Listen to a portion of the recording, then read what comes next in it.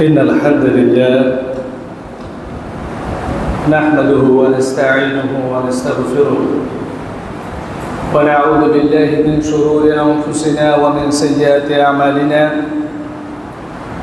من يهده الله فلا مضل له ومن يضلل فلا هادي له وأشهد أن لا إله إلا الله شهادة تكون للنجاة وسيلة ولرفع الدرجات كفيلا وأشهد أن محمدًا عبده ورسوله الذي أرسله بالحق بشيرا ونذيرا وداعيا إلى الله بإذنه وسراجا منيرا أما بعد فإن أصدق الحديث كتاب الله وأحسن الحديث حديث محمد صلى الله عليه وسلم وشر الأمور محدثاتها وكل محدثة بدعة وكل بدعة ضلالة وكل ضلالة في النار من قول الله تعالى أعوذ بالله من الشيطان الرجيم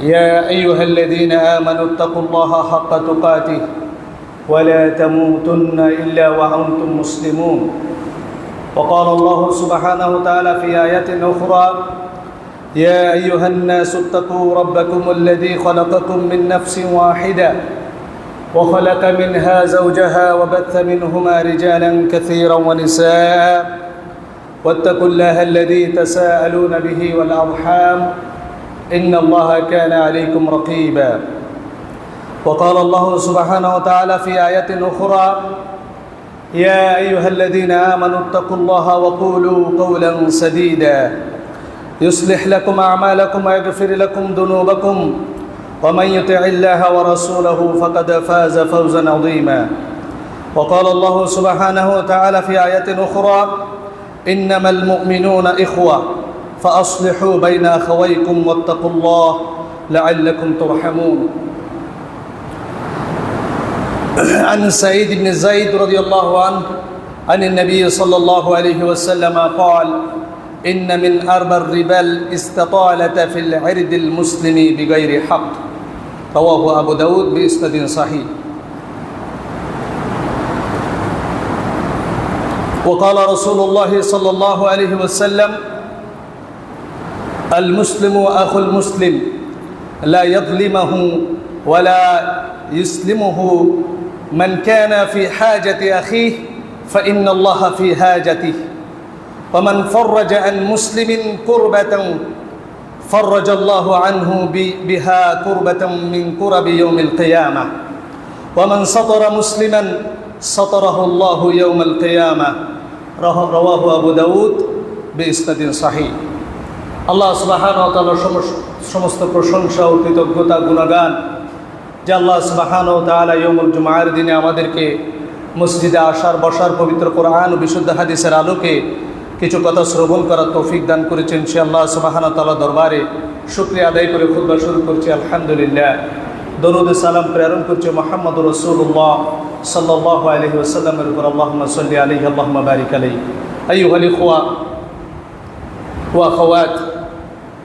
সম্মানিত দিনী ভাই বোনেরা আজকে আমার খুতবার বিষয় সূরা হুজুরাতের শিক্ষা দ্বিতীয় পর্ব আজকে ইনশাআল্লাহুল আজিজ আয়াত নম্বর 10 থেকে 13 নম্বর আয়াত পর্যন্ত মুখতাসারভাবে শরহ বা ব্যাখ্যা করার চেষ্টা করব ওয়া মা তাওফীকি ইল্লা বিল্লাহ আলাইহি তাওয়াক্কালতু ওয়া ইলাইহি উনীব যারা একদম কোণার মধ্যে আছেন সামনে চলে আসেন যারা একদম কোণায় আছো একদম কোণায় যারা আছেন এইদিকে সামনে বসেন একদম কোণায় যারা আছেন এদিকে হান্নান ভাই যদি এইদিকে বসেন তাহলে আমাদের জন্য সুবিধা হয় বেশি ঘাড় ফেরালে একদম ওই মাথা থেকে ওই মাথা চলে যায় যেহেতু মসজিদ এখনও সামনে খালি আছে আমরা এই পাশে বসলে ভালো কনসেন্ট্রেশন করতে পারবো ইনশাআল্লাহ আল্লাহ সুবহানাহু ওয়া তাআলা সূরা হুজুরাতের 10 নম্বর আয়াতের মধ্যে যেটা আমি খুতবা শুরুতে আপনাদের সামনে তেলাওয়াত করে শুনিয়েছি আল্লাহ সুবহানাহু ওয়া তাআলা বলছেন ইন্নামাল মুমিনুনা ইখওয়া যারা ঈমানদার যারা ঈমান এনেছে প্রত্যেক মুমিন বান্দা একে অপরের ভাই তাহলে প্রত্যেক মুমিন বান্দি একে অন্যের বোন আল্লাহ সুবহানাহু ওয়া তাআলা দ্বীনের মাধ্যমে আমাদের এই ভ্রাতৃত্বের বন্ধন সৃষ্টি করে দিয়েছেন। এটা পৃথিবীর কোনো মানহাজ, কোনো পথ, কোনো ধর্ম, কোনো দিন, কোনো স্কুল অফ থটের মধ্যে আপনি এটা পাবেন না, এক্সেপ্ট ইসলাম। আল্লাহ সুবহানাহু ওয়া তাআলা তার রাসূল সাল্লাল্লাহু আলাইহি ওয়াসাল্লামের মাধ্যমে, কোরআন এবং বিশুদ্ধ হাদিসের মাধ্যমে রক্তের সম্পর্কের বাইরে আমাদের জন্য একটা গুরুত্বপূর্ণ সম্পর্ক সৃষ্টি করে দিয়েছেন। সেটা কিসের সম্পর্ক? দ্বীনের সম্পর্ক। যে ব্যক্তি ইসলাম গ্রহণ করবে, যে ব্যক্তি মুমিন হবে, ইমানদার হবে, সে আমার ভাই। এটা আপনার অন্তরের মধ্যে আপনাকে গেঁথে নিতে হবে। আল্লাহ রাসূল সাল্লাল্লাহু আলাইহি ওয়াসাল্লামের সাহাবী জাবির ইবনে আব্দুল্লাহ রাদিয়াল্লাহু তাআলা আনহু বলছেন, আল্লাহ রাসূল সাল্লাল্লাহু আলাইহি ওয়াসাল্লাম আমাদেরকে তিনটা বিষয়ের উপরে বায়াত গ্রহণ করেছেন। আল-আউয়াল, এক হচ্ছে তোমরা সালাত আদায় করবে, সালাত কায়েম করবে। দুই, তোমরা যাকাত আদায় করবে। আর তালিথ, তিন, তোমরা প্রত্যেক মুসলিমের কল্যাণ কামনা করবে। সুবহানাল্লাহ। আপনি শুধু নিজের কল্যাণ কামনা করলে হবে না। একজন আপন ভাই যেরকম আপনার আরেকজন আপন ভাইয়ের দুঃখে দুঃখী হয়, সুখী সুখী হয়, তার বিপদে এগিয়ে যায়। আল্লাহ সুবহানাহু ওয়া তাআলা বলছেন, ইন্নামাল মুমিনুনা ইখওয়া, নিশ্চয় তোমার সাথে তার রক্তের সম্পর্ক নেই, তোমার সাথে তার আত্মীয়তার সব বন্ধন নেই, কিন্তু আল্লাহ সুবহানাহু ওয়া তাআলা খুব গুরুত্বপূর্ণ একটা বন্ধন তৈরি করে দিয়েছেন, যেটা ভাইয়ের বন্ধনের চেয়েও গুরুত্বপূর্ণ, যেটা আত্মীয়তার সম্পর্কের চেয়েও অধিক শক্তিশালী, সেটা হচ্ছে দ্বীনের সম্পর্ক। বলেন সুবহানাল্লাহ। অথচ আজকে বেশিরভাগ ইমানদার মুসলমান পশ্চিমা ভাবধারায় অভ্যস্ত হয়ে বস্তুবাদী ধারণার মধ্যে ডুবে থেকে আজকে মহান এই সম্পর্কে থেকে, গুরুত্বপূর্ণ এই সম্পর্ক থেকে বেখবর। আজকে আমরা সেলফ সেন্টার্ড হয়ে গেছি, আত্মকেন্দ্রিক হয়ে গেছি। আমার পাশের বাসার কি হচ্ছে না হচ্ছে, তারা খাচ্ছে না না খাচ্ছে, পাশের বাসার লোক যদি হসপিটালে যায়, অসুস্থ হয়, আমার কোনো খবর থাকে না। পাশের মানুষ মারা গিয়েছে, এক সপ্তাহ পরে জিজ্ঞেস করছে আপনার বাবা কেমন আছে, বলে আমার বাবা তো এক সপ্তাহ আগে মারা গেছে। বলে কি বলেন? প্রতিবেশী হয়ে আমার কোনো খবর নেই। কিছুদিন আগে একটা সিসিটিভি ভিডিও ফুটেজ আপনার ভাইরাল হয়েছে। সেটা হচ্ছে একজন বাইরের মহিলা পাশের বাসার একজন মহিলাকে প্রকাশ্য দিবালোকে দরজা খুলে খুন করে। দরজা খোলা ছিল, পাশের বাসার দুইজন শক্তি সামর্থ্যশালী যুবক পুরুষ ছিল, কিন্তু কেউ এগিয়ে আসেনি। সবাই চিন্তা করছে আমার কি সমস্যা। এটা আপনি ঢাকা এবং চট্টগ্রাম শহরেও শুরু হয়েছে। কোনো ছিনতাইকারী, কোনো মানুষ যদি আপনাকে পথ আটকে, আপনাকে রাহাজানি করে, চিন্তাই করে, ডাকাতি করে, কোনো মানুষ দেখবেন এগিয়ে আসবে, সবাই চিন্তা করে আমাকে তো ধরে নেই, তো কালকে যে আপনাকে ধরবে না, এটার গ্যারান্টি কে দিয়েছে? সম্মানিত উপস্থিতি, আল্লাহ সুবহানাহু ওয়া তাআলা বলছেন, ইন্নামাল মুমিনুনা ইখওয়া, জেনে রাখো হে মুমিন বান্দাবান্দি, যত মুসলিম মুমিন মুসলমান পুরো দুনিয়ার মধ্যে রয়েছে, সবাই তোমার কে? ভাই। এটা আপনার শুধু মুখে বলার বিষয় নয়, এটা আমল করার বিষয়। আল্লাহ সুবহানাহু ওয়া তাআলা বলছেন, ফাআসলিহু বাইনা আখাওয়াইকুম, তোমাদের ভাইয়ে ভাইয়ে যেরকম ঝগড়া হলে বিবাদ মীমাংসা করে নাও। মুমিন বান্দাবান্দি যেহেতু আমরা আছি, দুনিয়ার ক্ষেত্রে শয়তানের ওয়াসওয়াসায় পড়ে, নফসের দ্বারা ক্ষতিগ্রস্ত হয়ে আমরা যদি পরস্পরের মধ্যে ঝগড়া বিবাদে লিপ্ত হই, ফাআসলিহু বাইনা আবাওয়াইকুম, তোমাদের ভাইদের মধ্যে তোমরা, ফাআসলিহু বাইনা আখাওয়াইকুম, তোমাদের ভাইদের মধ্যে তোমরা কি করে দাও? মীমাংসা করে দাও। সুবহানাল্লাহ। এই জন্য আমরা খুতবার মধ্যে দোয়া করি, আল্লাহুম্মা আল্লিফ বাইনা কুলুবিনা, আল্লাহ আপনি আমাদের যে অন্তরগুলো আছে সে অন্তরগুলোকে জোড়া লাগিয়ে দিন, ভ্রাতৃত্বের বন্ধনে, ভালোবাসার বন্ধনে আপনি একত্রিত করে দিন। ও আসলিহ যাতা বাইনিনা, আমাদের মধ্যে যত ত্রুটি আছে সেগুলো কি করে দিন? সংশোধন করে দিন। আল্লাহুম্মা আমিন। মুমিন বান্দা হিসেবে সূরা হুজুরাত, আমি গত খুতবায় বলেছি, এই সূরা হুজুরাতকে বলা হয় সূরা অফ ম্যানার্স, আদব কায়দা, সূরাতুল আদাব, শিষ্টাচারিত সূরা, আদব কায়দা শিখার সূরা।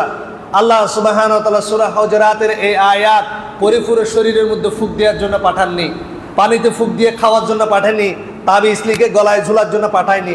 এ কোরআন আল্লাহ নাজিল করেছেন কি জন্য? কি জন্য বলেন?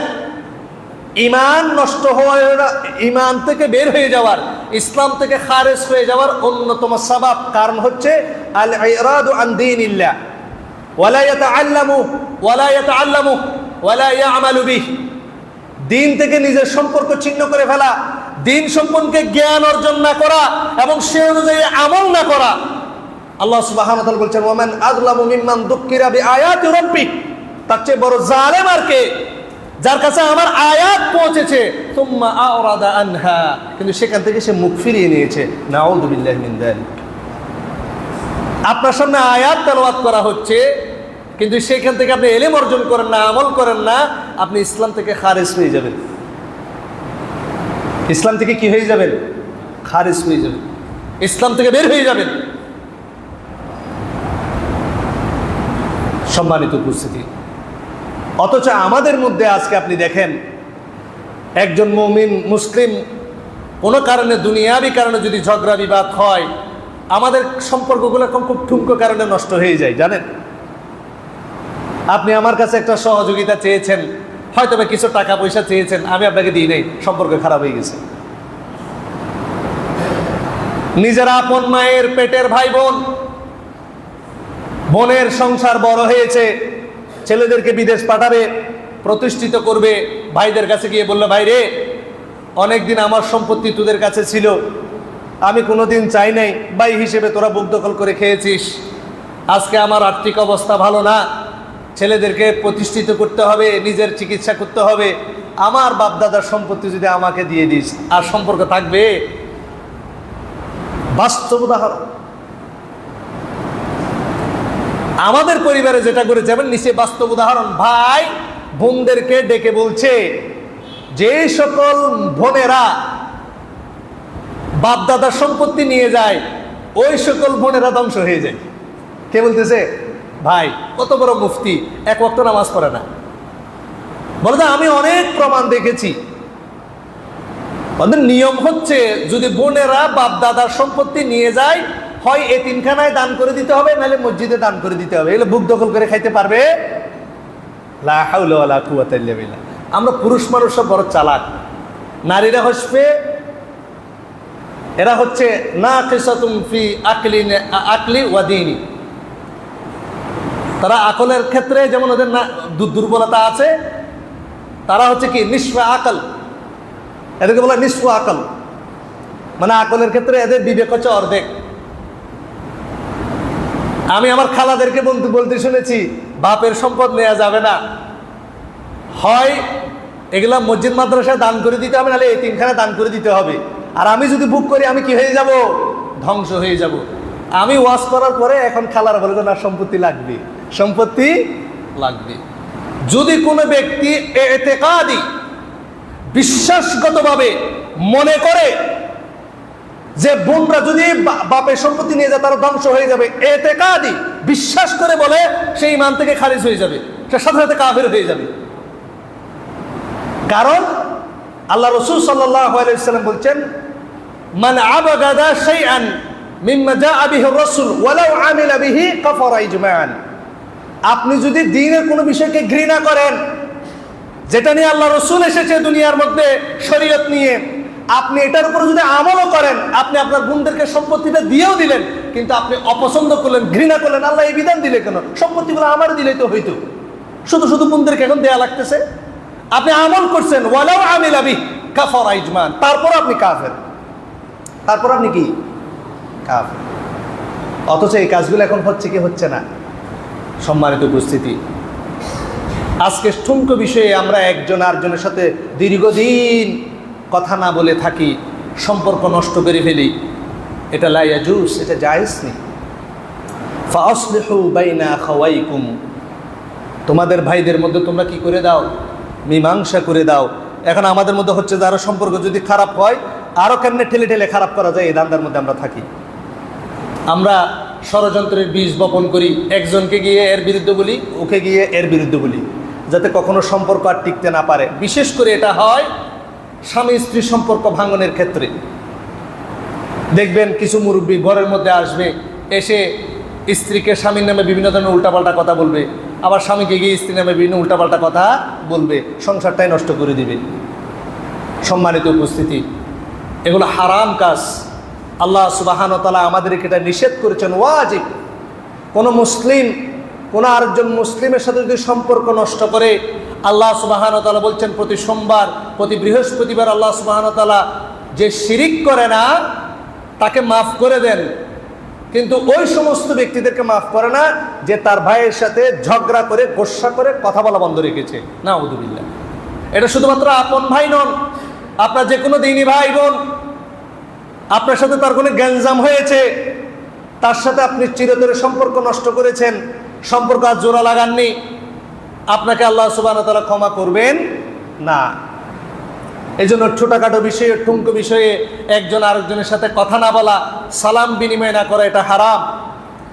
খুতবার শুরুতে আমি আপনাদের সামনে একটা হাদিস পেশ করেছি, সুনানে আবু দাউদের 4893 নম্বর হাদিস। আল্লাহ রাসূল সাল্লাল্লাহু আলাইহি ওয়াসাল্লাম বলছেন, আল মুসলিমু আখুল মুসলিম, একজন মুসলমান হচ্ছেন আরেকজন মুসলমানের ভাই। লা ইয়াযলিমাহ, একজন মুসলমান কখনো আরেকজন মুসলমানকে অত্যাচার জুলুম করতে পারে না। এরপর আল্লাহ রাসূল সাল্লাল্লাহু আলাইহি ওয়াসাল্লাম বলছেন, মান কানা ফি হাজাতি আখিহি ফাইন্নাল্লাহা ফি হাজাতিহি, যদি কোনো মুসলিম ভাই অপর কোনো মুসলিম ভাইয়ের অভাব দূর করেন, আল্লাহ সুবহানাহু ওয়া তাআলা ওই ব্যক্তি যে অভাব দূর করেছেন তার অভাবও দূর করে দিবেন। বলেন সুবহানাল্লাহ।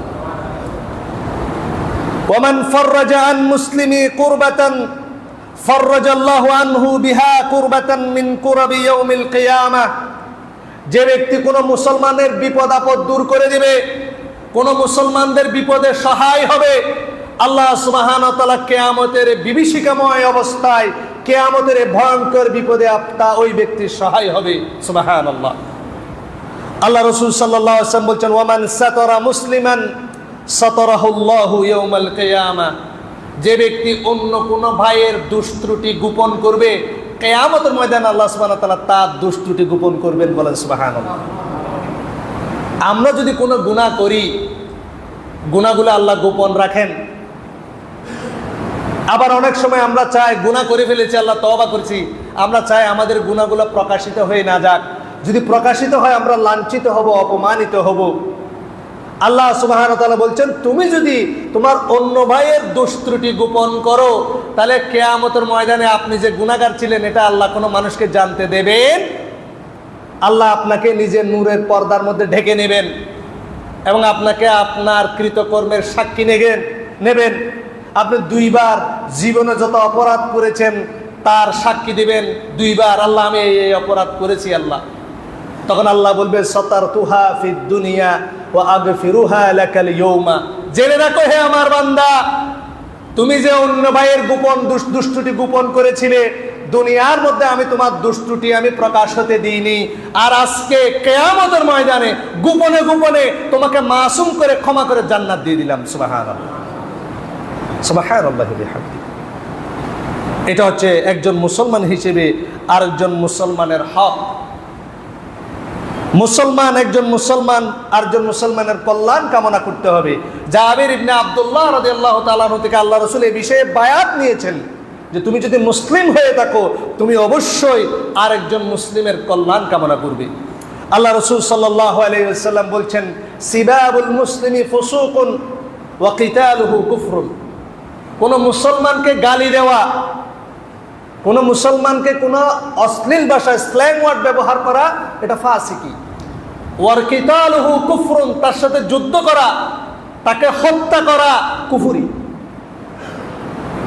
সম্মানিত উপস্থিতি, এমনকি কোন অমুসলিমকে কোন মুসলমান যদি হত্যা করে ফেলে, ওই মুসলিমকে কিতাল, তার হত্যা জায়েজ নাই, তাকে মুক্তিপণ দিতে হবে, রক্তপণ দিতে হবে। একজন মুসলমান যদি কোনো মুশরিককে হত্যা করে ফেলে, ইসলামী শরীয়ত অনুযায়ী ওই মুসলমানকে হত্যা করা কিসাস নেওয়া জায়েজ নেই, তাকে কতল করা জায়েজ নাই। এটা মুসলমান হিসেবে তার রক্তের দাম। অথচ আপনি মুসলমান হয়ে আরেকজন মুসলমানকে সবসময় প্রকাশ্যে গোপনে সোশ্যাল মিডিয়ায় অপমান করতে ব্যস্ত। আপনি একজন ভাইয়ের গোপন দুষ্ত্রুটি দেখেছেন, সেটা আপনি গোপন করুন, আপনিই তো ফেরেশতা নন। কুল্লু বানি আদম খাত্তাউ, প্রত্যেক বনি আদম তো গুনাহগার, আপনি সেটা জানেন না? আপনিই তো গুনাহগার। আপনি যদি কোনো মুসলিম ভাইয়ের পিছনে লেগে যান তার দোষ ত্রুটি অন্বেষণ করার জন্য, আল্লাহ রাসূল সাল্লাল্লাহু আলাইহি সাল্লাম বলছেন আল্লাহ ওই ব্যক্তির পিছনে লেগে যায় এবং তার ঘরের মধ্যে তাকে অপমান করে ছাড়ে। নাউযুবিল্লাহি মিন যালিক। এই জন্য আমাদেরকে এটা সতর্ক সাবধান হয়ে যেতে হবে। মুসলিম হিসেবে আরেকজন মুমিন ভাই, এটা হক, মান কানা ইউমিনু বিল্লাহি ওয়াল ইয়াউমিল আখির ফালিয়াকুল খায়রা ওয়া লিয়াসমুত। যে ব্যক্তি আল্লাহ এবং আখিরাতে বিশ্বাস করে সে যেন ভালো কথা বলে অথবা কি থাকে, চুপ থাকে। সম্মানিত উপস্থিতি, আল্লাহ রাসূল সাল্লাল্লাহু আলাইহি ওয়াসাল্লাম বলছেন আল মুসলিমু আলাল মুসলিমি হারামুন দামুহু ওয়া মালুহু ওয়া ইরদুহু। একজন মুসলমান হিসেবে আরেকজন মুসলমানের জন্য তিনটা জিনিস হারাম। তার জান হারাম, তার রক্ত নেওয়া হারাম, তাকে রক্তপাত ঘটানো হারাম, তার সাথে মারামারি করা হারাম, হাতাহাতি করা হারাম। আজকে আপনার একজন বাসের ড্রাইভার, একজন রিক্সার ড্রাইভার 5 টাকা 2 টাকার ঘষাঘষির কারণে সে আপনার মুসলিম ভাই, তাকে কষে গালের মধ্যে থাপ্পড় মেরে দিচ্ছেন, অথচ মুখের মধ্যে প্রহার করা হারাম। একজন রিক্সার ড্রাইভার দিনমজুরকে আপনি আঘাত করছেন, একজন বাসের ড্রাইভারকে আপনি আঘাত করছেন, আপনার একজন দিনমজুর শ্রমিককে আপনি আঘাত করছেন, অথচ সে আপনার মুসলিম ভাই। ইন্না আকরামাকুম ইনদাল্লাহি আতকাকুম। আপনি সম্পদের কারণে আল্লাহর কাছে মর্যাদাবান হতে পারবেন না, হয়তোবা এই ব্যক্তি আপনার 500 বছর আগে জান্নাতে চলে যাবে, অথচ আমরা মুসলিম হিসেবে মুসলিমের হক আদায় করছি না। এটা হক হারাম। মদ যেমন হারাম, সুদ যেমন হারাম, একজন মুসলমান হয়ে আরেকজন মুসলমানের শরীরে আঘাত করা হারাম। তার সম্পদ নষ্ট করা হারাম, তার সম্পদের ক্ষতি করা হারাম। আমার একজন মুসলিম ভাই ব্যবসা বাণিজ্যের মধ্যে লাভবান হচ্ছে, কেমনে তার ব্যবসার মধ্যে লস করানো যায়, কেমনে তার ব্যবসাকে বসাই দেওয়া যায়, কেমনে কম দামে মাল ছেড়ে ওই ব্যক্তিকে ওর বিজনেসকে লস করে দিয়ে আমার বিজনেস আগিয়ে দেওয়া যায়। ওয়েস্টার্নদের, বস্তুবাদী ব্যক্তিদের এই স্বার্থবাদী চিন্তাভাবনা আমাদেরকে পেয়ে বসেছে। অথচ আল্লাহ রাসূল সাল্লাল্লাহু আলাইহি ওয়াসাল্লামের যুগে এক ইহুদি বাজারের মধ্যে পণ্য বিক্রি করছেন, সারাদিন তার পণ্য বিক্রি হয়নি। একই পণ্য একজন মুসলিম বিক্রি করছে। একজন ক্রেতা যখন ওই মুসলিম ব্যক্তির কাছে আসে যে আমাকে একটা পণ্য দিন, বলতে এই পণ্য কি আপনার পছন্দ হয়েছে? বলে হ্যাঁ। বলে কিছু যদি মনে না করেন, একই পণ্য আমার ওই দোকানদার বিক্রি করে, যদি তার কাছ থেকে নিতেন। বলতে কেন? বলতে আজকে আমার বিক্রি হয়েছে, আজকে আমার যা বিক্রি হয়েছে তাতে আমার চলবে, আমার সংসার চলে যাবে। কিন্তু ওই ব্যক্তি সকাল থেকে কোনো বিক্রি করেনি, আমি জানি তার সন্তান আছে, যদি বা সে ইহুদি, আপনি যদি তার কাছ থেকে একই পণ্যটা নেন তার পরিবার খেতে পারবে। বলেন সুবহানাল্লাহ। এটা মুসলিমদের চরিত্র। কারণ আল্লাহ রাসূল শিখিয়েছেন ওই মুসলিম প্রকৃত মুসলিম নয় যে প্রতিবেশীকে অভুক্ত রাখে, নিচে পেট ভরে খায়। ওই ইহুদি মুসলমানের মহানুভবতা দেখে আর কাস্টমার তার পণ্য ক্রয় করছে। কেমন মুসলমান সে, এটা কেমন ধর্ম! সুবহানাল্লাহ। আজকে আমরা যুক্তি দিয়ে, ভয় দেখিয়ে মানুষকে ইসলাম কবুল করাতে চাই, কিন্তু ইসলাম যুগে যুগে কবুল হয়েছে মুসলমানদের আদর্শ দেখে উজ্জীবিত হয়ে। সুবহানাল্লাহ। আজকে আপনি কোরআন দিয়ে মানুষকে ইসলাম কবুল করতে চান, কিন্তু কোরআনের বৈশিষ্ট্যে নিজে মুনাওয়ার হয়ে নিজের চরিত্র সুন্দর করে মানুষকে উপস্থাপন করতে চান না। ইউরোপের মধ্যে একজন ব্যক্তি, তিনি দাওয়াতি কাজে গিয়ে অসুস্থ হয়ে যায়। 3 দিন একটা হাসপাতালের মধ্যে ছিলেন, গ্লাসগো নামক জায়গায়। ওই নার্স 3 দিন পরে ওই দায়ীকে বলছেন আপনি আমাকে বিয়ে করেন। তখন ওই দায়ী বলছে, বোন আমি আপনাকে কিভাবে বিয়ে করি, আমি তো মুসলমান, এবং আপনাকে দেখে যেটা মনে হচ্ছে আপনি তো খ্রিস্টান বা অমুসলিম, আমি আপনাকে বিয়ে করতে পারি না। এবার ওই নার্স বলছেন আমি আপনাকে বিয়ে করার জন্য মুসলমান হয়ে যাব। সুবহানাল্লাহ। লিমাযা, কেন?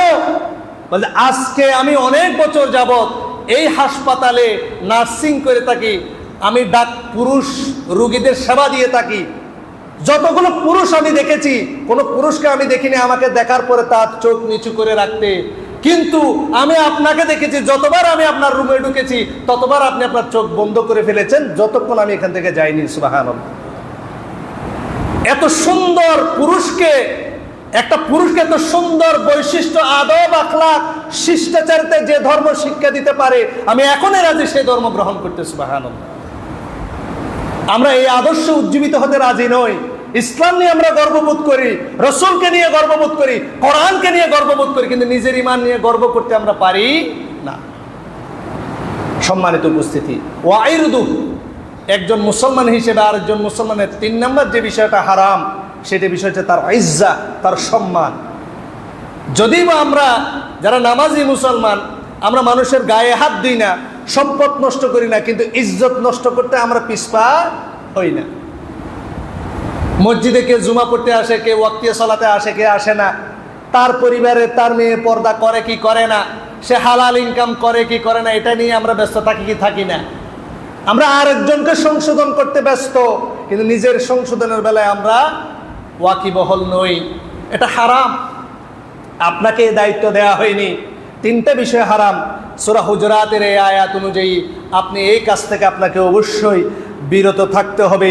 আল্লাহ সুবহানাহু ওয়া তাআলা বলছেন, ওয়াত্তাকুল্লাহ লাআল্লাকুম তুরহামুন। মনে রেখো, মুসলিম হয়ে আরেকজন মুসলমানের ব্যাপারে তোমাকে আল্লাহকে ভয় করতে হবে, তাহলে আশা করা যায় তুমি আল্লাহর কাছ থেকে রহমত প্রাপ্ত হবেন। সুবহানাল্লাহ। আল্লাহ রাসূল সাল্লাল্লাহু আলাইহি ওয়াসাল্লাম বলছেন, রাসূলুল্লাহ সাল্লাল্লাহু আলাইহি ওয়াসাল্লাম মুসনাদ আহমদের মধ্যে বলছেন, একজন মুসলমান আরেকজন মুসলমানের উপরে জুলুম করতে পারে না, তাকে সহযোগিতা না করে তাকে পরিত্যাগ করতে পারে না। একজন মুসলমান বিপদে পড়েছে, আপনি ওই বিপদগ্রস্ত মুসলমানকে পাশ কাটিয়ে আপনি আসতে পারেন না, এটা লা ইয়াজুজ, জায়েজ নেই আপনার জন্য। আজকে আমরা দেখি কোনো মানুষ যদি রোডে অ্যাক্সিডেন্ট হয়, আমরা চেয়ে থাকি, বা আমার কি সমস্যা বলে আমরা রাস্তায় পাশ কাটিয়ে চলে যাই। কোনো বিপদগ্রস্ত মুসাফির সাহায্য না করে আমরা পাশ কাটিয়ে চলে যাই, এটা হারাম। যদি সে মুসলমান হয়ে থাকে, তাকে সাহায্য না করে আপনি পরিত্যাগ করতে পারেন না, আপনার সামর্থ্য অনুযায়ী আপনাকে সহযোগিতা করতে হবে। তাকে লাঞ্ছিত ও হেয় করে না। একজন মুসলমান কখনো আরেকজন মুসলমানকে অপমানিত, ছোট করতে, আন্ডারস্টিমেট করতে পারে না। কোনো ব্যক্তির জন্য তার কোনো মুসলমান ভাইকে হেয় ও ক্ষুদ্র জ্ঞান করার মতো অপকর্ম আর নাই। কোনো মুসলমান যদি অপর মুসলমানকে আন্ডারস্টিমেট করে, অপমান করে, লাঞ্ছিত করে, তাহলে সেই ব্যক্তি হচ্ছে সবচেয়ে বড় গুনাহগার। নাউযু বিল্লাহি মিন যালিক। আল্লাহ রাসূল সাল্লাল্লাহু আলাইহি ওয়াসাল্লাম বলছেন, মুসলমানরা হচ্ছে একটা দেওয়ালের ইটের মতো। একটা ইট থেকে আরেকটা ইট যেমন শক্তিশালী হয়, তেমনি একজন মুসলমানের মাধ্যমে আরেকজন মুসলমান শক্তিশালী হয়। সুবহানাল্লাহ। আমরা সবাই জানি মুসলমানদেরকে একটা দেহের সাথে তুলনা করা হয়েছে। একজন মুসলমানের সাথে আরেকজন মুসলমানের যেরকম সম্পর্ক, ঠিক যেমন দেহের সাথে মাথার সম্পর্ক। আপনার পুরো শরীরে যদি কোনো আঘাত পান, সেটা যেমন আপনার মাথায় ব্যথা অনুভব হয়, ঠিক তেমনি একজন মুসলমান যদি আঘাতপ্রাপ্ত হয়, ক্ষতিগ্রস্ত হয়, আপনাকে সেভাবে ব্যথা অনুভব করা লাগবে। এটাই হচ্ছে মুসলিম ভ্রাতৃত্বের বন্ধন। এই জন্য মুসলমানদের কোনো জাত নেই। আল্লাহ বলছেন, ইয়া আইয়ুহান নাস ইন্না খালাকনাকুম মিন যাকারিন ওয়া উনসা ওয়া জাআলনাকুম শুউবান ওয়া ক্বাবাইলা লিতাআরাফু ইন্না আকরামাকুম ইনদাল্লাহি আতকাকুম। আল্লাহ সুবহানাহু ওয়া তাআলা বলছেন, হে মানুষ, আমি তোমাদেরকে শুধুমাত্র একজন পুরুষ এবং একজন নারী থেকে সৃষ্টি করেছি। ওয়া জাআলনাকুম শুউবান ওয়া ক্বাবাইলা লিতাআরাফু, তোমাদেরকে বিভিন্ন গোত্র, অঞ্চল, জাতিতে আমি বিভক্ত করে দিয়েছি। কেন? লিতাআরাফু, so that you can recognise each other, তুমি যাতে একে অন্যকে জানতে পারো। এটা আল্লাহর একটা নিদর্শন। কেউ আরব, কেউ অনারব, কেউ কালো, কেউ ফর্সা, কেউ বেটে, কেউ লম্বা, কেউ বিভিন্ন ধরনের ভাষাভাষী, সমস্ত ভাষা সৃষ্টিকার আল্লাহর। এগুলো সমস্ত হচ্ছে আল্লাহর নিদর্শন, যাতে আমরা একে অন্যের নিদর্শন দেখে অভিভূত হতে পারি, একজন আরেকজনের সাথে আমরা ভালোবাসায় আবদ্ধ হতে পারি। এটা মুসলমানদের একটা নিদর্শন। হজ্জে বাইতুল্লাহর মধ্যে গিয়ে আফ্রিকার মানুষ, এশিয়ার মানুষ, ইউরোপের মানুষ, সাদা, কালো, ধনী, গরিব, সবাই একসাথে বলে লাব্বাইক আল্লাহুম্মা লাব্বাইক। এটা ইসলামের নিদর্শন। কারো ভাষা ইংরেজি, কারো ভাষা উর্দু, কারো ভাষা আরবি, কারো ভাষা বাংলা, কারো ভাষা মান্দারিন, কারো ভাষা স্প্যানিশ, কারো ভাষা ফ্রান্স, পর্তুগিজ, ফরাসি, কারো ভাষা ফার্সি। সবাই বান্দা কার? আল্লাহ। বাংলা ভাষায় কেউ আল্লাহকে ডাকছে, আরবিতে কেউ আল্লাহকে ডাকছে, উর্দু হিন্দি ভাষায় কেউ আল্লাহকে ডাকছে। এটা আল্লাহ সুবহানাহু ওয়া তাআলার নিদর্শন। সুবহানাল্লাহ।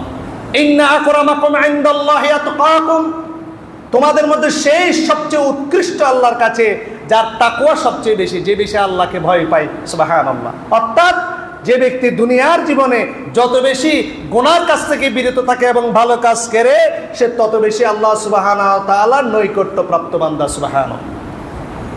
আল্লাহ সুবহানাহু ওয়া তাআলা আমাদেরকে কথাগুলো বুঝার এবং আমল করার তৌফিক দান করুক। আল্লাহুম্মা আমিন। সম্মানিত উপস্থিতি, আল্লাহ সুবহানাহু ওয়া তাআলা 11 নম্বর আয়াতে বলছেন, ইয়া আইয়ুহাল্লাযীনা আমানু লা ইয়াসখার কওমিন মিন কওমিন আসা আন ইয়াকুনু খায়রাম মিনকুম। ও হে ঈমানদার, যারা ঈমান এনেছো, কোন জাতি যেন অন্য জাতিকে অপমান না করে, ছোট না করে। হতে পারে যাকে ছোট করা হচ্ছে, অপমান করা হচ্ছে, সে ওই কওমের চেয়ে উত্তম। ওয়ালা নিসাউম মিন নিসাইন আসা আন ইয়াকুননা খায়রাম মিনহুন্না। কোন নারী যাতে অন্য কোন নারীকে অপমান না করে। আমাদের সমাজে দেখা যায় একজন নারী যদি লেখাপড়া জানা হয়, যে লেখাপড়া জানে না তাকে ছোট করে। এখন এই সমস্যাটা আরো বেড়ে গেছে। দিনী ভাইদের মধ্যে এখন রোগ কি? একজন ভাই সে আলেম মানুষ, আর একজন ভাই সে সাধারণ শিক্ষিত মানুষ, কোরআন হাদিস চর্চা করে। যখনই কোরআন হাদিস নিয়ে কথা বলা হয়, আলেম হয়ে উনি দেখা যায় ওই ব্যক্তিকে ছোট করা শুরু করে। আপনি কি জানেন? আপনি মাদ্রাসায় পড়ছেন কোনোদিন? এটা হচ্ছে কাউকে অপমান করা।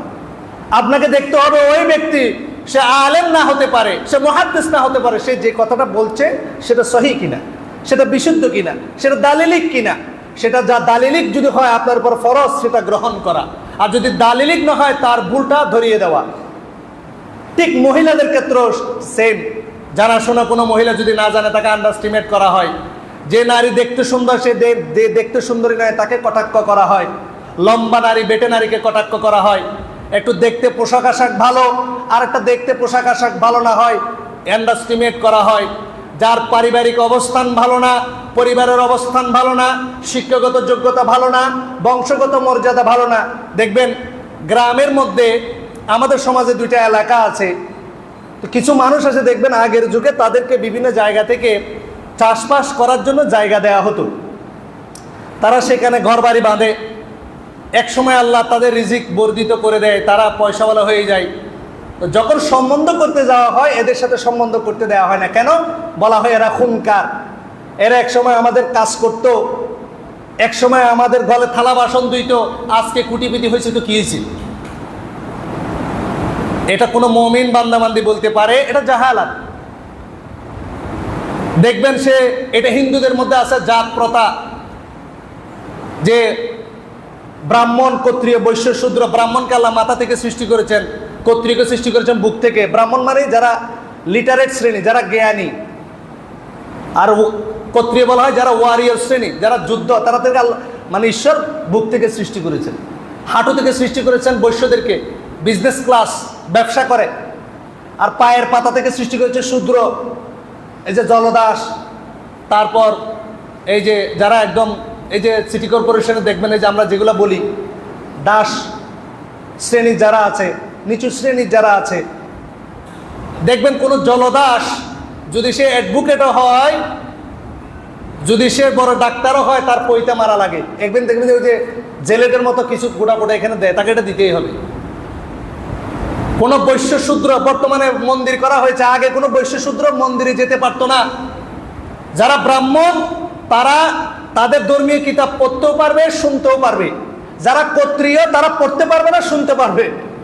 আর যারা বৈশ্য এবং শূদ্র তারা পড়তেও পারবে না, শুনতেও পারবে না, মন্দিরেও যেতে পারবে না, মন্দিরের বাইরে বসতে হবে। মনে হচ্ছে কেন জানে আমাদের মধ্যে ব্রাহ্মণ্য ধর্ম আমদানি হচ্ছে। আপনি মাদ্রাসায় পড়ে কখনো আপনি আল্লাহর কাছে তাকওয়াশীল হতে পারবেন না। একজন আরবি আলেম, একজন আরবি কবি বলছেন, কাম্মিন মাজহুলিন মাশহুর ফিস সামা কাম্মিন মাজহুল ফিল আরদ মারফু ফিস সামা। পৃথিবীতে কত মাজহুল ব্যক্তি আছে যাকে পৃথিবীর মানুষ চিনে না, তবে আসমানে সে ব্যক্তি বিখ্যাত, তাকে আল্লাহ চিনে, ফেরেশতারা চিনে। কাম মিন মাশহুরিন ফিল আরদ মাজহুল ফিস সামা, আর কত মানুষ আছে পৃথিবীতে বিখ্যাত সেলিব্রিটি, কিন্তু আসমানের জগতে তার কোনো পরিচিতি নাই। এটা মনে রাখবেন। আপনি আলেম হয়ে গেছেন, মুহাদ্দিস হয়ে গেছেন, আপনি বড় আল্লামা হয়ে গেছেন, আপনি আল্লাহর কাছে প্রিয় পাত্র হতে পারবেন না। হয়তো যে ব্যক্তি রিক্সা চালাচ্ছে সে আপনার চেয়ে আল্লাহর কাছে তাকওয়াশীল বান্দা, আল্লাহর কাছে তার স্ট্যাটাস আপনার চেয়ে বেশি। এই জন্য আমরা যাতে অহংকার না করি। আল্লাহ রাসূল সাল্লাল্লাহু আলাইহি ওয়াসাল্লাম অহংকারের ব্যাখ্যা করেছেন বাতারুল হক ওয়া গামতুন নাস, সত্যকে প্রত্যাখ্যান করা আর মানুষকে তুচ্ছ তাচ্ছিল্য করা, ছোট জ্ঞান করা, এটা হচ্ছে অহংকারের লক্ষণ। লা ইয়াদখুলুল জান্নাতা, সে ব্যক্তি জান্নাতে যাবে না ইল্লা মান কানা ফি নাফসিহি মিসকালু যাররাতিন মিন কিবির, সরিষার দানা পরিমাণ যদি অহংকার থাকে ওই ব্যক্তিকে আল্লাহ জান্নাতে নিয়ে যাবেন না। এই জন্য এই বিষয়গুলোতে আমাদেরকে সাবধান হয়ে যেতে হবে। ওয়ালা তালমিজু আনফুসাকুম ওয়ালা তানাবাজু বিল আলকাব, তোমরা একে অন্যকে মন্দ নামে ডেকেও না। ওয়ালা তানাবাজু বিল আলকাব ওয়ালা তালমিজু আনফুসাকুম, একে অন্যের পিছনে লাগিও না তোমরা, এবং একে অন্যকে মন্দ নামে ডেকো না। আল্লাহ বলছেন বিইসাল ইসমুল ফুসুক বাদাল ঈমান, ঈমানদার হওয়ার পরে মানুষকে মন্দ নামে ডাকা এটা খুব নিকৃষ্ট একটা কাজ। মদিনার যুগে আল্লাহ রাসূল সাল্লাল্লাহু আলাইহি সাল্লাম যখন মদিনায় যান তখন মদিনার মানুষদের 2-3টা করে নাম ছিল। কিছু কিছু নাম ছিল যেগুলো মানুষ ওই ব্যক্তিকে অপমান বা ছোট করার জন্য ব্যবহার করতো। এটা আমাদের সমাজে আছে কিনা? নাই, আছে। মানে ওই কথাটা বললে ওই মানুষটা রেগে যাবে, টিটকারি করার জন্য মানুষ ওই নামটা ছোট ছোট বাচ্চাদেরকে শিখাই দেয়। আল্লাহ রাসূল সাল্লাল্লাহু আলাইহি সাল্লাম না জানা অবস্থায় অনেক সময় ওই ব্যক্তিকে তার ওই নাম ধরে ডাকতেন যে নাম মানুষ ডাকতো টিটকারি করার জন্য। আল্লাহ রাসূল বলে ওই নামে ডেকে ফেলতেন। তখন সাহাবা একরাম বলেন, ইয়া রাসূলুল্লাহ, আপনি যে নামে তাকে ডাকলেন সে নামে তাকে ডাকলে সে অসন্তুষ্ট হয়, অপমানিত হয়। তাকে অপমান করার জন্য মানুষ সাধারণত এই নামে তাকে ডাকে। তখন আল্লাহ সুবহানাহু ওয়া তাআলা এই আয়াত নাজিল করলেন। আমাদের অনেকের মধ্যে এই অভ্যাসটা আছে, মানুষকে ছোট হয়ে প্রতিপন্ন করার জন্য। কিছু মনে করবেন না, একজন আলেম বেটে তাকে আপনি শিশু বক্তা বলতে পারবেন? আচ্ছা, তার সামনে যদি সেটা বলেন সে খুশি হবে না বেজার হবে? তাহলে তাকে আপনি একটা মন্দ নামে ডাকলেন না, দরকার কি আপনার? আবার আমাদের মধ্যে দেখা যায় একজন ব্যক্তি আজহার থেকে পাশ করে আসছে, তাকে বলেন আহাজারি। কেন তাকে আপনি মন্দ নামে ডাকতেছেন কেন? আপনাকে কে শিখাইছে এটা? আল্লাহ বলছেন এটা নিকৃষ্ট একটা কাজ। আবার বড় বড় আলেমকে, মাদানী আলেমকে হিংসা করে এই জন্য বলে মাদানী না মাদারি, নাউযু বিল্লাহি মিন যালিক। আপনি আলেম মানুষ, এরকম খারাপ কথা আপনি কিভাবে বলেন? এগুলো মন্দ লকবের অন্তর্ভুক্ত, এটা হিংসার বহিঃপ্রকাশ। এইসব কাজ থেকে আমাদেরকে অবশ্যই বিরত থাকতে হবে। আল্লাহ সুবহানাহু ওয়া তাআলা আমাদেরকে তৌফিক দান করুক, আল্লাহুম্মা আমিন। ওয়া মান লাম ইয়াতুব ফাউলাইকা হুমুয যালিমুন, এই সকল কাজ থেকে যারা তওবা করে না, যারা মানুষকে মন্দ ডাক নাম না ডেকে ছাড়ে না, এরা জালেম। আল্লাহ বলছেন আপনি তওবা করেন আল্লাহর কাছে, এটা হক নষ্ট করার সমান। আপনাকে ওই ব্যক্তির কাছ থেকে ক্ষমা চেয়ে নিতে হবে। ফামান লাম ইয়াতুব, যে তওবা করেনি, ফাউলাইকা হুমুয যালিমুন, সে জালেম। আর আল্লাহ বলছেন ইন্নাল্লাহা লা ইয়াহদিল কওমায যালিমিন, আল্লাহ জালেমকে কখনো হেদায়েতের রাস্তা দেখান না। এই জন্য আমাদেরকে এই সকল কাজ থেকে বিরত থাকতে হবে। আল্লাহ সুবহানাহু ওয়া তাআলা আমাদেরকে বিরত থাকার তৌফিক দান করুক, আল্লাহুম্মা আমিন।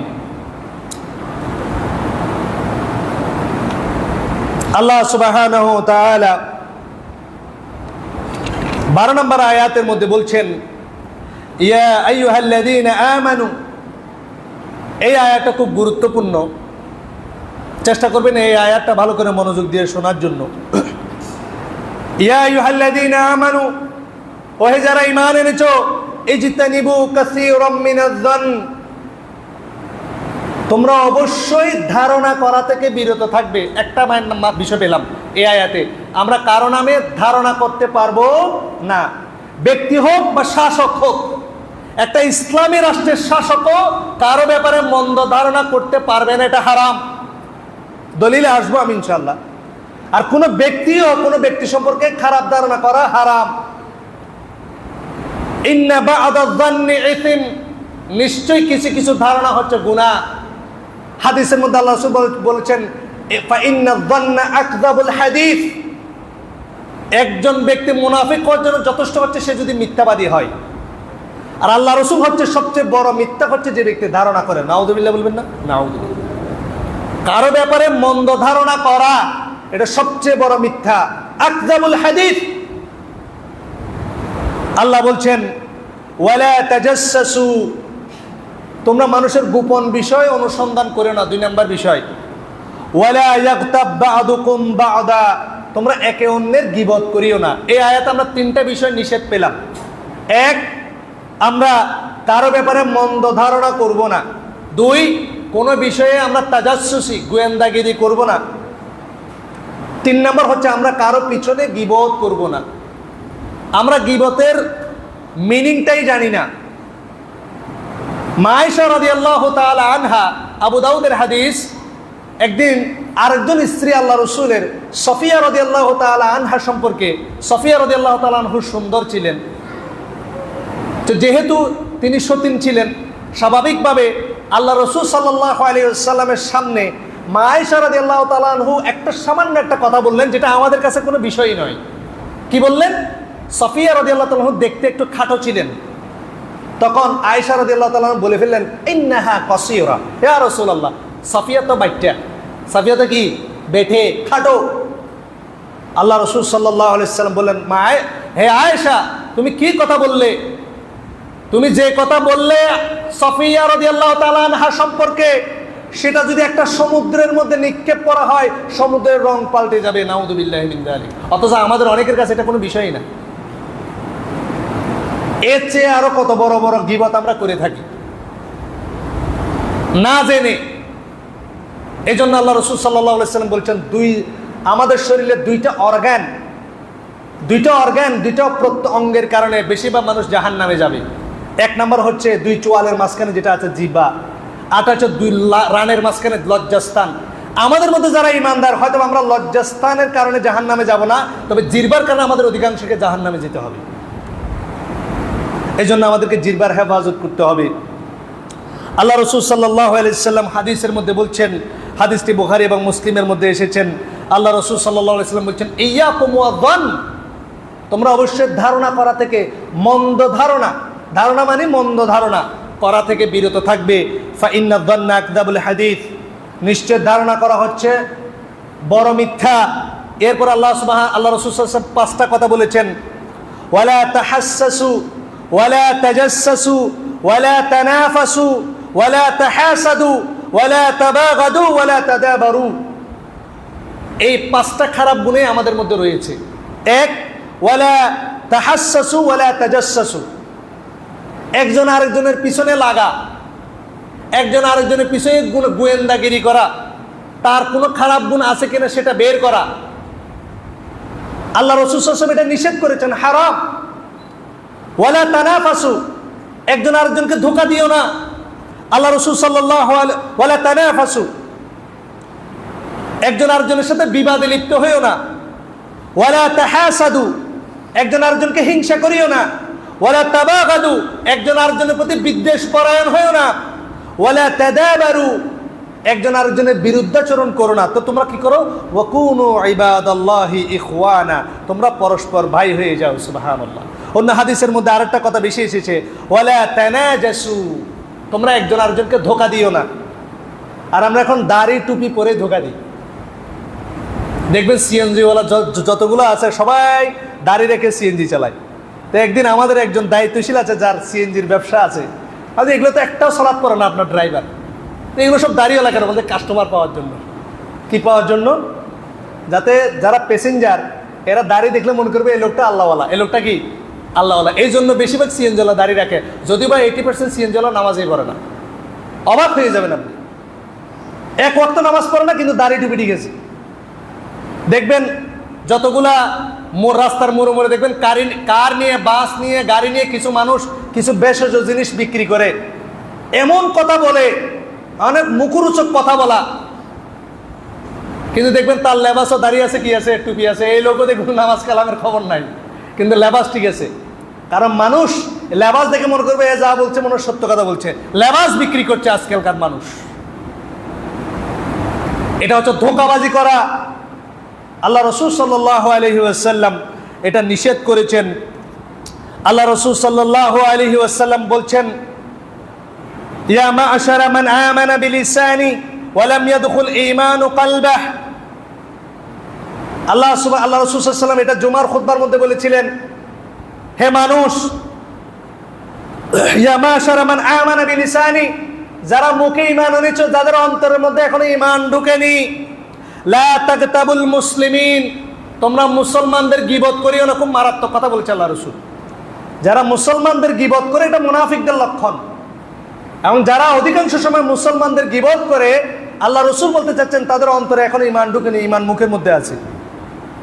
লা তাত্তাবিউ আওরাতিহিম, মুসলমানদের পিছনে তোমরা লাগিও না। আপনার একজন মুসলমান ভাই, সে কি করে না করে, সে সুদের ব্যবসা করে না ঘুষের ব্যবসা করে, তার বউ কি করে, তার কোনো অবৈধ সম্পর্ক আছে কিনা, সে ফেসবুকে কি করে, মোবাইল একটা নিয়ে হাতাহাতি শুরু করে দিয়েছে। তোমার মোবাইলটা আমার একটু লাগবে, তা কতক্ষণ মেসেঞ্জারে ঢুকেন, কখনো হোয়াটসঅ্যাপে ঢুকেন, কতক্ষণ টেলিগ্রামে ঢুকেন। কেন? তার মধ্যে কোনো খারাপ কিছু আছে কিনা, কোনো মেয়ের সাথে কথাবার্তা বলে কিনা।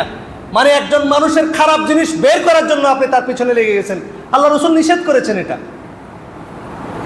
ফাইন্নাহু মান ইত্তাবাআ আওরাতিহিম, যদি এরকম আপনি যদি আপনার কোনো ভাইয়ের পিছনে লেগে যান, ইয়াত্তাবিউল্লাহু আওরাতাহ, ওই ব্যক্তির পিছনে আল্লাহ লেগে যান, নাউযুবিল্লাহ। আর মাইয়াত্তাবিইল্লাহু আওরাতাহ, আর আল্লাহ যার পিছনে লেগে যাবেন, ইয়াফদাহু ফি বাইতিহি, আল্লাহ তাকে ঘরের মধ্যে লাঞ্ছিত করবেন, নাউযুবিল্লাহি মিন যালিক। খুব কঠিন বিষয়। এইজন্য আল্লাহর ওয়াস্তে উসিকুম বিত্তাকওয়াল্লাহি সুবহানাহু ওয়া তাআলা, আপনি নিজে আল্লাহকে ভয় করেন। কেউ যদি বিপদে থাকে, তাকে সঠিক পথে আনার জন্য আপনাকে দায়িত্ব দেওয়া হয়নি। সম্মানিত উপস্থিতি, আল্লাহ রাসূল সাল্লাল্লাহু আলাইহি সাল্লাম অন্য হাদিসের মধ্যে বলছেন, মান আকালা বিরাজুলিন মুসলিমিন আকলাতান ফাইন্নাল্লাহা ইউতঈমুহু মিথলাহা মিন জাহান্নাম, কোন ব্যক্তি যদি এক লোকমা খেয়ে কোনো ভাইয়ের গীবত করে, আল্লাহ সুবহানাহু ওয়া তাআলা সমপরিমাণ লোকমা তাকে জাহান্নামে খাওয়াবেন, নাউযুবিল্লাহ। আল্লাহ রাসূল সাল্লাল্লাহু আলাইহি ওয়াসাল্লাম বলছেন, ওয়ামান কুসিয়া সাওবান বিরাজুলিন মুসলিমিন ফাইন্নাল্লাহা ইয়াকসুহু মিথলাহু মিন জাহান্নাম, কেউ যদি কোনো ভাইয়ের মুসলিমের গীবত করার পোশাক পরে, আল্লাহ সুবহানাহু ওয়া তাআলা তাকে জাহান্নামে এই ধরনের পোশাক পরে জাহান্নামে নিক্ষেপ করবেন, জাহান্নামে তাকে শাস্তি দেবেন। ওয়ামান কামা বিরাজুলিন মাকামা সুমআতি ওয়া রিয়া ফাইন্নাল্লাহা ইয়াকুমু বিহি মাকামা সুবআতিন ওয়া রিয়াইন ইয়াউমাল কিয়ামা, কেউ কোনো ব্যক্তি যদি কারো গীবত করে করে, কারো কুৎসা রটিয়ে যদি সুখ্যাতি অর্জন করে, সুনাম অর্জন করে, এবং মানুষকে লোক দেখানো কাজ করে, সুনামের চূড়ান্ত পর্যায়ে পৌঁছে কিয়ামতের ময়দানে এই চূড়ান্ত পর্যায়ে রেখে তাকে আল্লাহ সুবহানাহু ওয়া তাআলা জাহান্নামের শাস্তি দেবেন।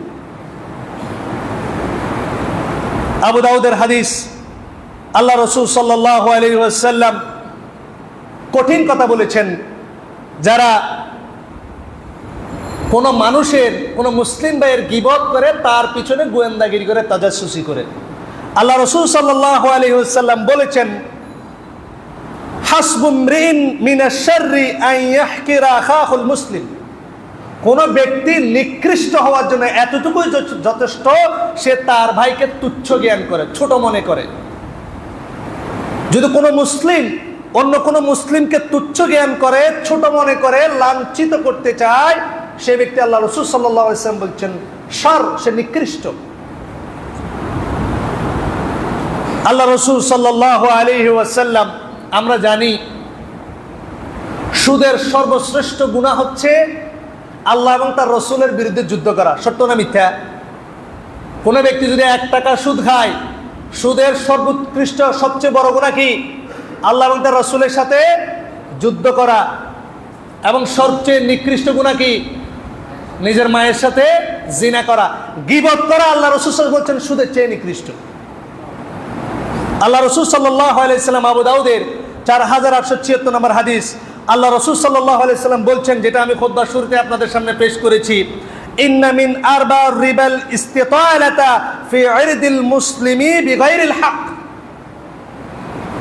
কোন মুসলমানকে কোন কারণ ছাড়া যদি বেইজ্জতি করা হয়, তার সম্মানহানি করা হয় কোনো কারণ ছাড়া, এমনি আপনার সাথে তার হিংসা আছে, বিদ্বেষ আছে, শত্রুতার বশবর্তী হয়ে সে কাজ করেনি, কিন্তু তার সম্মান নষ্ট করার জন্য যদি আপনি কোনো কাজ করেন, আপনি সুদের চেয়েও ভয়ঙ্কর গুনাহ করলেন। নাউযুবিল্লাহ বলবেন না? নাউযুবিল্লাহি মিন যালিক। আজকে আমরা সুদখোরদের দেখলে আমরা ঘৃণা করি, আমরা ঘুষখোরদেরকে দেখলে ঘৃণা করি, কিন্তু আমরা যারা গীবত করে তাদের গীবতগুলো বসে বসে শুনি। কোনো ব্যক্তি যদি গীবত করে, ওই ব্যক্তির গীবত শোনা জায়েজ আছে? হারাম। এগুলো বললাম কোনো ব্যক্তির ক্ষেত্রে। একজন মুসলিম শাসকের ক্ষেত্রেও কোনো মুসলিমের দোষ তালাশ করা, গোয়েন্দাগিরি করা জায়েজ নাই। হাদিসটা এসেছে মুস্তাদরাক আল হাকিমের মধ্যে, মুসান্নাফ ইবনে আব্দুর রাজ্জাকের হাদিসটা এসেছেন। একদিন আল্লাহ রাসূল সাল্লাল্লাহু আলাইহি ওয়াসাল্লামের সাহাবী ওমর ইবনুল খাত্তাব রাদিয়াল্লাহু তাআলা, আপনারা জানেন তিনি রাতে বের হতেন। একদিন তিনি রাতে একটা ঘরের মধ্যে দেখলেন সেখানে গান হচ্ছে। এক ব্যক্তির কণ্ঠ শুনে আল্লাহ রাসূল ওমর ইবনুল খাত্তাব মনে করলেন সে ব্যক্তিটা গান গাইতেছিল, এবং ওমর ইবনুল খাত্তাব রাদিয়াল্লাহু তাআলা আনহুর সন্দেহ হলো যে লোকটি গান গাইছে। তখন ওমর ইবনুল খাত্তাব রাদিয়াল্লাহু তাআলা আনহুর সাথে ছিলেন আব্দুর রহমান ইবনে আউফ রাদিয়াল্লাহু তাআলা আন। তাকে ওমর ইবনুল খাত্তাব রাদিয়াল্লাহু তাআলা আনহু জিজ্ঞেস করলেন, হে আব্দুর রহমান ইবনে আউফ, এটা কার ঘর? তিনি বললেন, এটা রবিয়া ইবনে উবাই ইবনে খালফের ঘর। এরপর আল্লাহ রাসূল ওমর ইবনুল খাত্তাব বললেন, মনে হয় সে শরাব খাচ্ছে, সে ঘরের ভিতরে মনে হয় মদ খাইতেছে এবং গানের আওয়াজ আসতেছে। এবার ওমর ইবনুল খাত্তাব আব্দুর রহমান ইবনে আউফকে বলছেন, তোমার কি অভিমত, তুমি কি মনে করতেছো? আমি তো মনে করতেছি সে গান গাইতেছে এবং মদ খাইতেছে। আব্দুর রহমান ইবনে আউফ রাদিয়াল্লাহু তাআলা আন সুন্দর একটা উত্তর দিলেন। তিনি বললেন, আমার অভিমত হচ্ছে আল্লাহ যা নিষেধ করেছেন আমরা তাই করে ফেলছি। আল্লাহ তাআলা আমাদেরকে তা করতে নিষেধ করে বলেছেন, তোমরা গোপন বিষয়ে অন্বেষণ করো না। সুবহানাল্লাহ। ওমর ইবনুল খাত্তাব রাদিয়াল্লাহু তাআলা আনহু ফিরে আসলেন এবং সে ঘরে আর প্রবেশ করলেন না। এই ঘটনাটা ইসলামিক শাসকের জন্য শিক্ষা। একজন মুসলিম শাসক একজন মুসলিমের পিছনে গোয়েন্দাগিরি করে সে কোনো খারাপ কাজ করছে কিনা এই বিষয়ে গোয়েন্দাগিরি করতে পারবে না। দলিল মওজুদ। আল্লাহ রাসূল সাল্লাল্লাহু আলাইহি ওয়াসাল্লাম, এটাও আবু দাউদের মধ্যে হাদিস বলছেন, তিনি বলছেন, ইন্নাল আমিরা ইদা ইবতাগা রিবাতা ফিন নাসি আফসাদাহুম। আল্লাহ রাসূল খুব ইম্পর্টেন্ট কথা বলেছেন। তিনি বলছেন, কোন শাসক যদি তার জনগণ সম্পর্কে সন্দেহ করে যে সে অপরাধী, সে তার জনগণকে অপরাধী করে ফেলবে, দুর্নীতিগ্রস্ত করে ফেলবে যদি সে সন্দেহ করে। কোন মুসলিম শাসক যদি তার জনগণকে দুর্নীতিগ্রস্ত সন্দেহ করে কোন অপরাধের ব্যাপারে, সে তার নিজের জনগণকে দুর্নীতিগ্রস্ত করে ফেলবে, ফাসাদের মধ্যে ফেলে দেবে, তার চরিত্র নষ্ট করে দেবে। এই জন্য একজন ইসলামী শাসকের বেলাও গোয়েন্দাগিরি করা হারাম। আব্দুল্লাহ ইবনে মাসউদ রাদিয়াল্লাহু তাআলা আনহুর কাছে একজন ব্যক্তিকে ধরে আনা হলো। আন যায়েদ ইবনে ওয়াহাব বলছেন, উতিয়া ইবনে মাসউদিন ফাকিলা হাদা ফুলানুন ফাকতুরু লিহিয়াতুহু খামরা। ইবনে মাসউদ রাদিয়াল্লাহু তাআলা আনহুর কাছে এক ব্যক্তিকে ধরে আনা হলো এবং তাকে বলা হলো, হে ইবনে মাসউদ, দেখেন এই ব্যক্তির দাড়ি থেকে মদ টপ টপ করে পড়ছে, মানে লোকটা মদ খেয়েছে এবং তার দাড়ি মদে ভিজে গেছে এবং এটা প্রকাশ হয়ে গেছে মানুষের কাছে এবং তাকে ধরে নিয়ে আসা হয়েছে। ইবনে মাসউদ রাদিয়াল্লাহু তাআলা আনহুর খুব সুন্দর কথা বললেন, ক্বালা আব্দুল্লাহ ইবনে মাসউদ ইন্না কাদ নুহিনা আনিত তাজাসসুসি। নিশ্চয় আমাদেরকে গোয়েন্দাগিরি করতে নিষেধ করা হয়েছে। কে মদ খাইতেছে, কেউ নারীবাজি করতেছে, কেউ সুদ খাচ্ছে, কেউ অবৈধ রিলেশনশিপ করছে, এটা আমাকে গোয়েন্দাগিরি করতে বলা হয়নি। তবে ওয়ালাকিন ইন ইয়াযহার লানা শাইউন নাখুয বিহি, যদি কারো অপরাধ আমাদের সামনে প্রকাশ হয়ে যায় তাকে আমরা এই বিষয়ে প্রাক্রাও করবো, তবে গোয়েন্দাগিরি করবো না।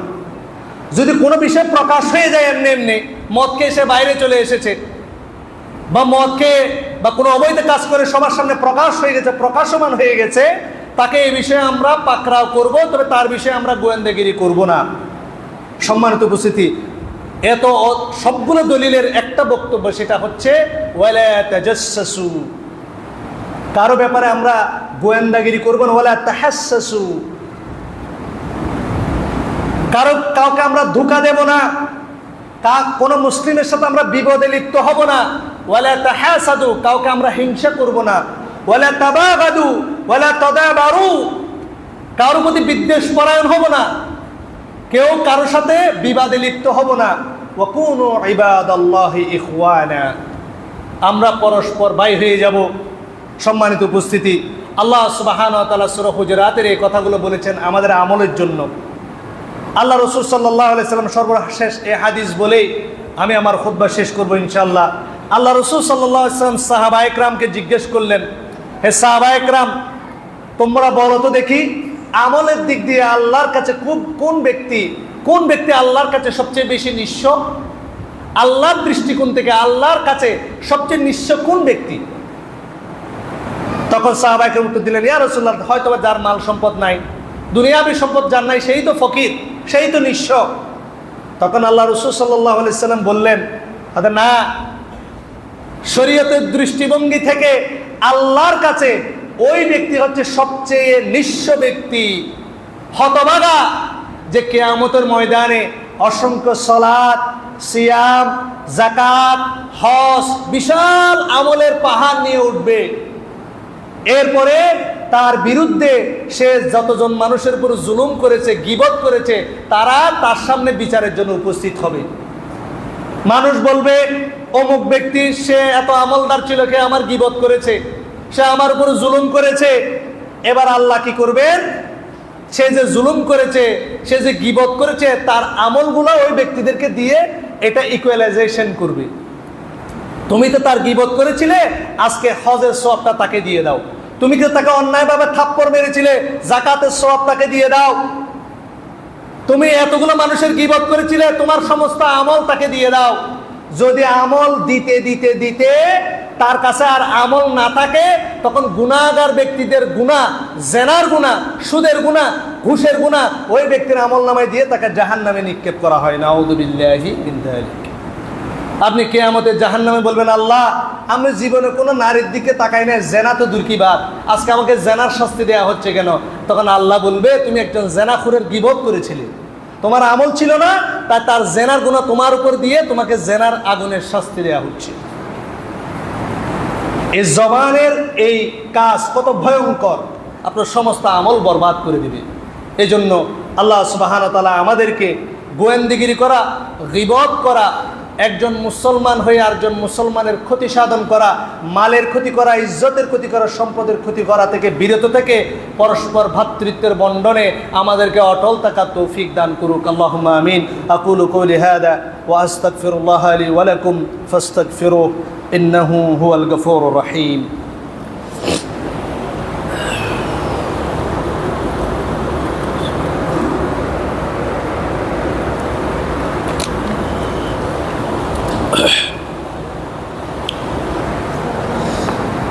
الحمد لله وكفى وسلام على عباده الذين اصطفى أما بعد فقال الله تعالى في كلامه المجيد إن الله وملائكته يصلون على النبي يا أيها الذين آمنوا صلوا عليه وسلموا تسليما اللهم صل على محمد وعلى آل محمد كما صليت على إبراهيم وعلى آل إبراهيم إنك حميد مجيد اللهم بارك على محمد وعلى آل محمد كما باركت على إبراهيم وعلى آل إبراهيم إنك حميد مجيد ربنا آتنا في الدنيا حسنة وفي الآخرة حسنة وقنا عذاب النار ربنا ظلمنا أنفسنا وإن لم تغفر لنا وترحمنا لنكونن من الخاسرين واعف عنا واغفر لنا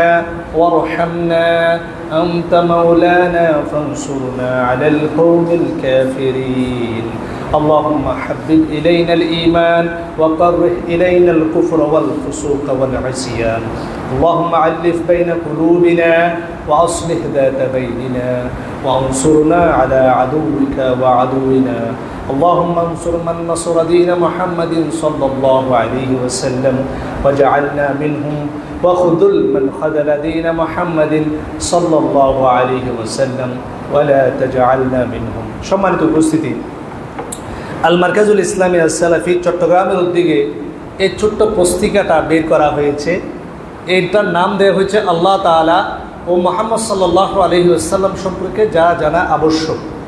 আমরা এখানে নিজেদের গ্রামের বাড়ি রয়েছে, আমরা জানি। অনেকেই রয়েছেন আমরা দাওয়াতি কাজ করতে চাই, কিন্তু সেভাবে আমরা কোরআন হাদিসের মধ্যে এক্সপার্ট নই। অনেকে আমরা দাওয়াত একটা নিউট্রালভাবে সালাফি বা আহলে হাদিস নামটা যেহেতু সেখানে পরিচিত না, অনেকে আমরা নিজেদের এলাকায় দাওয়াতি কাজ করতে চাই। আমি মনে করি আকীদা বা মানহাজের ক্ষেত্রে এই ছোট্ট পুস্তিকাটা অনেক গুরুত্বপূর্ণ একটা বই। দাম শুধুমাত্র 7 টাকা। তো চাই যারা নিজেদের এলাকার মধ্যে দাওয়াতি কাজ করতে চান, সদকায়ে জারিয়ার উদ্দেশ্যে এই বইগুলো আপনারা বিতরণ করতে পারেন। আশা করা যায় ইনশাল্লাহ হাজার হাজার মানুষ এই বইটা থেকে শত শত মানুষ উপকৃত হয়েছে এবং ভবিষ্যতে ইনশাল্লাহ হবে। এই জন্য যারা দাওয়াতি কাজ করতে চান, আমাদের হাদিস ফাউন্ডেশন লাইব্রেরিতে এই বইটা পাওয়া যায়। দাম শুধুমাত্র 7 টাকা, 7 টাকা। এই বইটা কিনে 10 কপি, 20 কপি, 50 কপি কিনে নিজেদের এলাকায় বিলি করার চেষ্টা করবেন। আর আপনারা জানেন মাসিক আত-তাহরিক, এটা আপনারা জানেন, আপনার ধর্ম, সমাজ ও সাহিত্য বিষয়ক মাসিক পত্রিকা। প্রত্যেকেই কারণ আমাদের এতগুলো বই, অসংখ্য বই কিনে পড়ার সময় থাকে না। আবার বইয়ের সাইজে বড় হয়, নিজেদের অফিসে ব্যবসা বাণিজ্য অনেক সময় হয়ে ওঠে না। আত-তাহরিক রাখলেন, বিষয়ভিত্তিক যে টপিকগুলো রয়েছে 5 মিনিট সময় পেয়েছেন একটা টপিক বললেন, আবার 5 মিনিট সময় পেয়েছেন একটা প্রশ্ন করলেন। আপনার জ্ঞান আপনার বিকশিত হবে। শেখ সালেহ আল উসাইমিন রাহিমাহুল্লাহ বলেছেন, আপনার এলেম অন্বেষণ করা হচ্ছে মিন আযমিল ইবাদা, মিন আফদালিল ইবাদাত। যত উত্তম যে কয়েকটা ইবাদত রয়েছে, সবচেয়ে উৎকৃষ্ট ইবাদতের মধ্যে একটা ইবাদত হচ্ছে এলেম অর্জন করা। এই জন্য আমরা সবাই মনোযোগ দেব। আল্লাহ সুবহানাহু ওয়া তাআলা আমাদেরকে তৌফিক দান করুক। আল্লাহুম্মা আমিন। ইবাদাল্লাহ রাহিমাকুমুল্লাহ, ইন্নাল্লাহা ইয়া'মুরু বিল আদলি ওয়াল ইহসান ওয়া ইতা'i যিল কুরবা ওয়া ইয়ানহা আনিল ফাহশা'i ওয়াল মুনকারি ওয়াল বাগি يعظكم لعلكم تذكرون سبحان ربك رب العزة عما يصفون وسلام على المرسلين والحمد لله رب العالمين. قولوا للصلاة.